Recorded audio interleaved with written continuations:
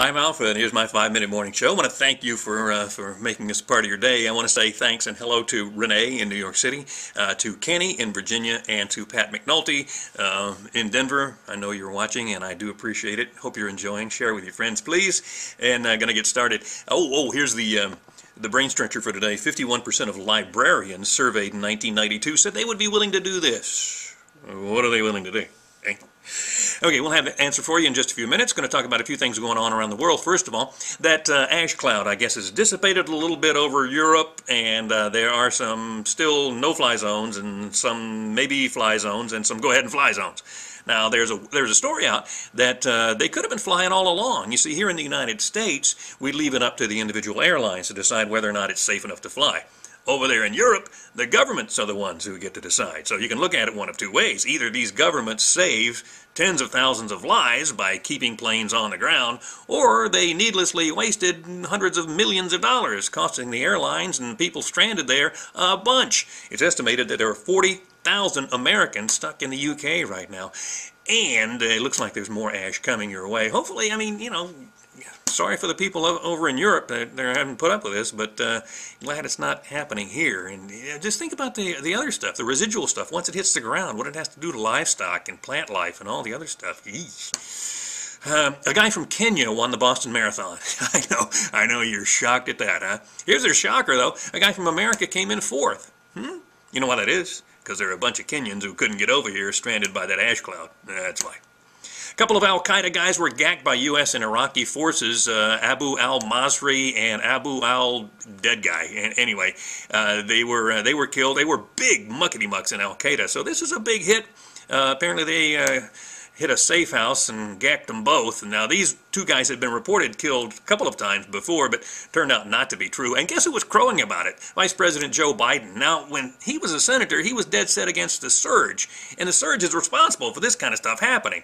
He was dead set against it then, and he even joined the chorus of saying that we were losing that war. Well, Joe, shouldn't you at least say, look, I was wrong, or maybe in Joe Biden speak, this is a big effing deal? Something?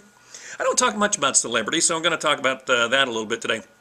Charlie Sheen has been photographed on a couple of occasions now with a, quote, paid escort.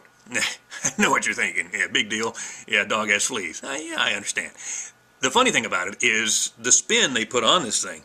His manager is saying he was with this paid escort because the escort was counseling a woman that Charlie is counseling. Counseling, is that what you're calling it these days? Sounds like a counseling threesome to me. Wonder if either of them shouted, "Counsel me, Charlie, counsel me. Oh, yes, counsel me."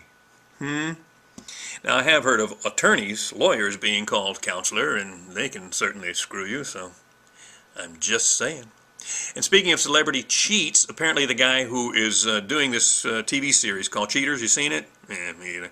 Anyway, TMZ is reporting that he's shopping a new TV series, a reality series called Celebrity Cheaters, in which women who admit to being skanks, apparently, admit to having whoop-de-doo with some celebrities. Now, it's going to be hosted by Michelle Bombshell McGee. You know who that is? She was the woman Jesse James was trolloping around with, the tattooed fetish stripper. Fetish. How would you like to have to explain that one to your kids?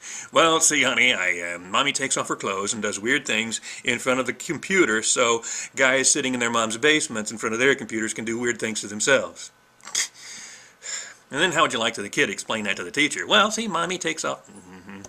Anyway, it's supposed to be her and one or more of Tiger Woods' mistresses. So, you think they'll be talking about how horrible these celebrity guys are for hanging around with them when, you know, it does take two to do these things, you know?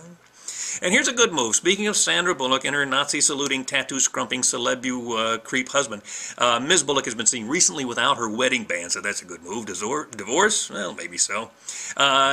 Divorce maybe not for Larry King and Sean Southwick. They want to put it on hold for the kids. Yeah, that skeleton actually fathered a couple of kids. Now, the rumor is that Larry King actually had an affair with Sean's sister. I remember Weekly World News a few years ago, when it was still out, they would often have pictures of the skinniest woman in the world. Of course, it was a made-up photo. Anyway, she was horribly skinny and very unattractive. And the headline one time read, "Skinniest woman in the world is pregnant." And I thought to myself, who in the hell? You know? Same way I wonder about Larry King. All right, running out of time. Finally, an Iranian cleric says the reason these earthquakes are happening around the world right now, there's been a bunch of them, are because of promiscuous women. They're making the earth move. Now, Mr. Cleric, sir, and one of the big guys, big muckety mucks in clericdom, you could take all the promiscuous women in Iran and match them up with all the horny dogs in Hollywood, and I don't think it would make a blip on the Richter scale. I'm not saying, I'm just saying. Oh, and here's your brain stretcher answer. 51% of librarians in 1992 said they would be willing to pose naked for money. Wonder which section of the library that would be in. That's it. My 5-minute morning show for today. We'll see you next time.